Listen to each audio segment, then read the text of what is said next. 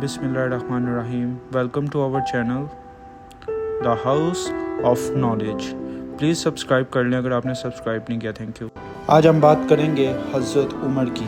आज हम बात करेंगे उस आलीशान हुक्मरान की। आज हम बात करेंगे उस आशिक रसूल की जिसने सहराओ समुंदर पर हुक्मरानी की, जिसके हुक्म से लरसती हुई ज़मीन ठहर गई, जिसकी चादर से भड़कती हुई आग रुक गई। आज हम बात करेंगे उस शख्सियत की जिसके ख़त से सूखा हुआ दरिया चल गया। दरियाए नील में जब वो ख़त डाला गया तो दरिया बहने लगा।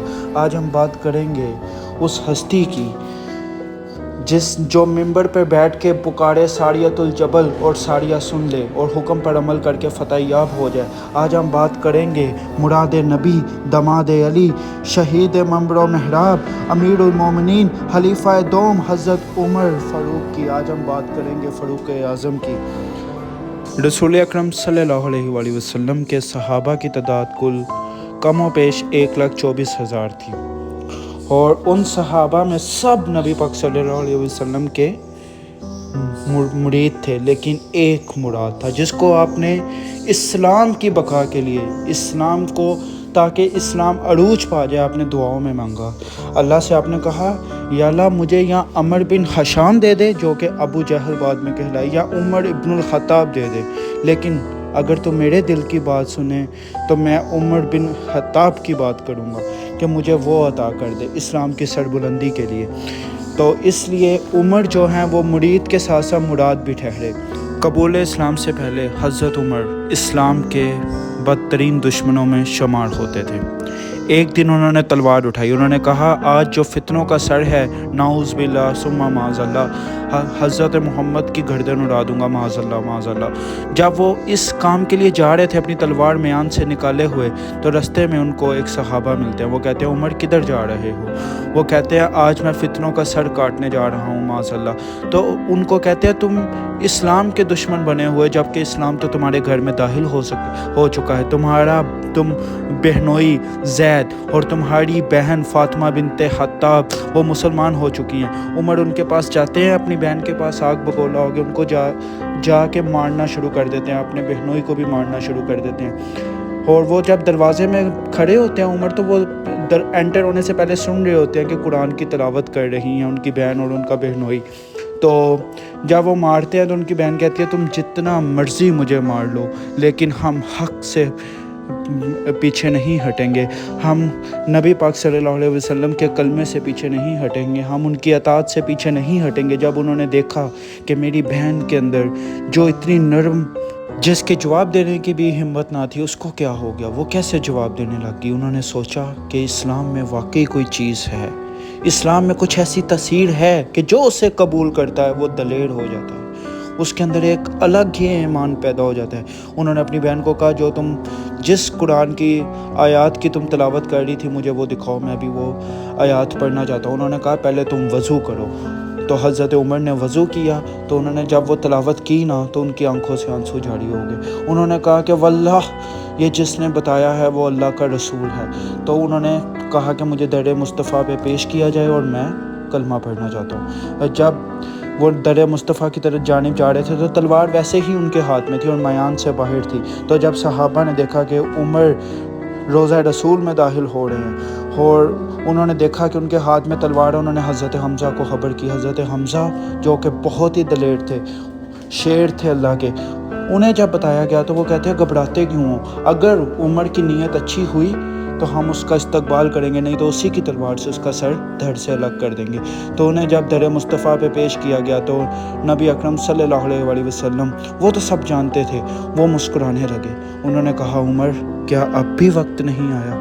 तो उमर ने फरमाया कि वक्त आ गया है या रसूल अल्लाह, मैं कलमा पढ़ना चाहता हूँ। तो उन्होंने साथ ही कलमा पढ़ा और इस्लाम कबूल कर लिया। जब उन्होंने इस्लाम कबूल किया तो सारे सहाबा में खुशी की लहर दौड़ पड़ी, नारा तकबीर बुलंद किया सब सहाबा ने। नबी अकरम सल्लल्लाहु अलैहि वसल्लम भी बहुत खुश हुए।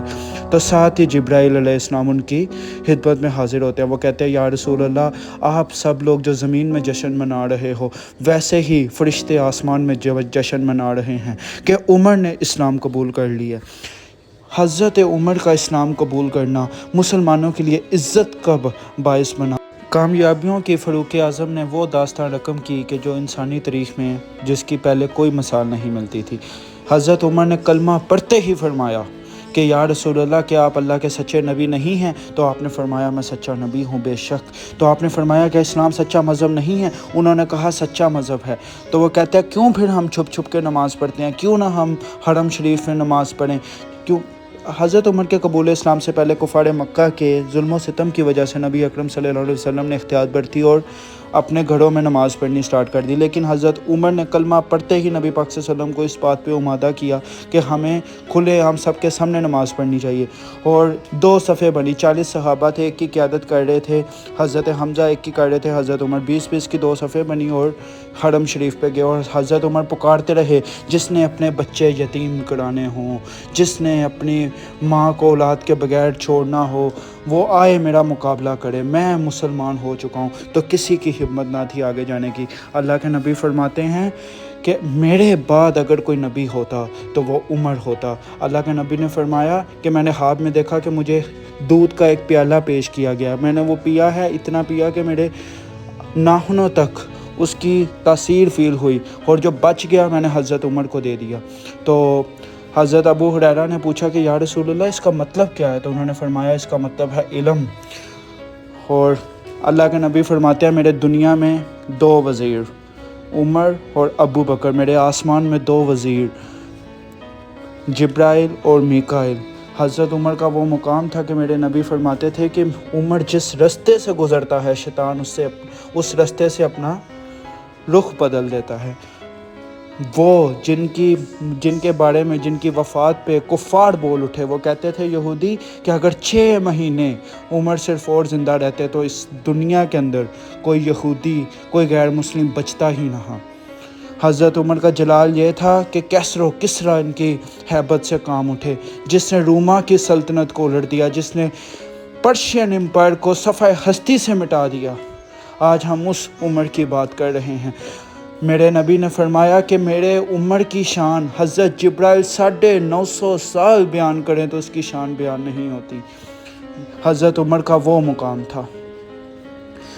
حضرت عمر نے وہ کارنامے انجام دیے کہ ان کی وفات پہ حضرت علی بول اٹھے، حضرت علی کی زاروں قطار رونے لگے، حضرت علی اتنا روئے کہ ان کی داڑھی بھیگ گئی۔ تو عبداللہ ابن عباس پوچھتے ہیں علی کیوں روتے ہو؟ تو وہ کہتے ہیں تمہیں نہیں معلوم کہ کس کا جنازہ اٹھایا جا رہا ہے؟ یہ کون سی ہستی ہے جس کا جنازہ اٹھایا جا رہا ہے؟ وہ کہتے ہیں عمر ایسے کام کر گیا ہے کہ اس کے نقشہ قدم پہ اب چلنا ممکن نہیں، بہت مشکل ہے۔ حضرت عمر کے لیے تو شاعر نے یہ کہا ہے، جگر راہ وفا میں نقش ایسے چھوڑ آیا ہوں کہ جس منزل سے گزرا ہوں وہ اب تک یاد کرتی ہے۔